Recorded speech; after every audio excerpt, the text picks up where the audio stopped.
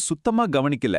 அது என்னன்னா, நம்ம கண்ணுக்கு தெரியாம ரொம்ப அமைதியா நம்ம பணத்தோட மதிப்பை திருடுற ஒரு திருடன். அதோட பேரு தான் பணவீக்கம். பணவீக்கம்னா என்னன்னு சிம்பிளா சொல்றேன். இன்னைக்கு நீங்க ரூ. 100 வாங்குற ஒரு பொருள் இருக்கு இல்லையா? அதையே அடுத்த வருஷம் வாங்கணும்னா ஒரு ரூ. 107 தேவைப்படும். அதாவது உங்ககிட்ட இருக்கிற பணத்தோட வாங்கும் சக்தி, அதோட வேல்யூ வருஷம் வருஷம் குறைஞ்சுகிட்டே போகுது. இதுதான் பணவீக்கம்.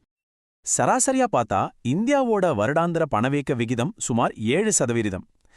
7% தானே நினைக்கலாம். ஆனா இந்த சின்ன நம்பர் 10-20 வருஷத்துல நம்ம சேமிப்ப மேல ஒரு மிகப்பெரிய பாதிப்பை உருவாக்கும்.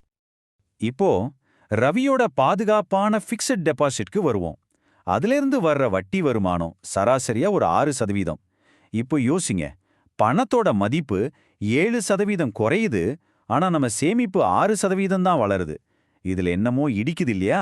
இதோட உண்மையான அர்த்தம் என்ன? இதோ இந்த கணக்கு தான் எல்லாத்தையும் வெளிச்சம் போட்டு காட்டுது. உங்களுக்கு கிடைச்ச 6% வருமானத்துல இருந்து அந்த 7% பணவீக்கத்தை கழிச்சு பாருங்க. என்ன வருது? -1%. ஆமாங்க, நீங்க சரியா தான் கேட்டீங்க. உங்க பணம் வளர்றதுக்கு பதிலா ஒவ்வொரு வருஷமும் அதோட மதிப்பை 1% இழந்துட்டு இருக்கு. இது ஒரு அதிர்ச்சியான உண்மை. இந்த ஒரு சின்ன கணக்கு உங்க கண்ணை திறந்திருக்குன்னு நம்புறேன். இந்த மாதிரி இன்னும் பல முக்கியமான விஷயங்களை நாம தொடர்ந்து பேச போறோம். அதனால அதையெல்லாம் மிஸ் பண்ணாம பார்க்கணும்னா மறக்காம நம்ம சேனலுக்கு சப்ஸ்கிரைப் பண்ணிடுங்க.